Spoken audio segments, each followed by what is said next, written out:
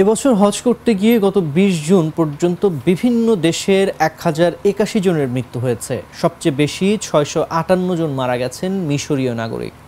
এবারের হজে বাংলাদেশের অন্তত ৩১ জন মারা গেছেন বলে জানা গেছে।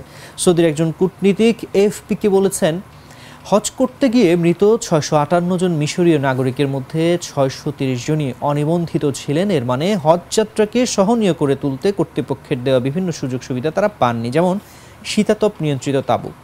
ইসলামের পবিত্রতম স্থান মক্কার গ্র্যান্ড মসজিদ এলাকায় তাপমাত্রা ৫১.৮ ডিগ্রি সেলসিয়াস পর্যন্ত ওঠায় হজযাত্রীদের কিছুটা স্বস্তি দেওয়ার জন্য এ ধরনের তাঁবুর ব্যবস্থা করেছিল সৌদি কর্তৃপক্ষ। সৌদি স্বাস্থ্য মন্ত্রণালয় কেবল রোববারই ২,৭০০টির বেশি তাপজনিত ক্লান্তির ঘটনায় রিপোর্ট করেছিল, কিন্তু তারপর থেকে এই সংখ্যাটি আর হালনাগাদ করা হয়নি। হজে মৃতদের বিষয়ে আনুষ্ঠানিকভাবে কিছু বলেনি সৌদি সরকার।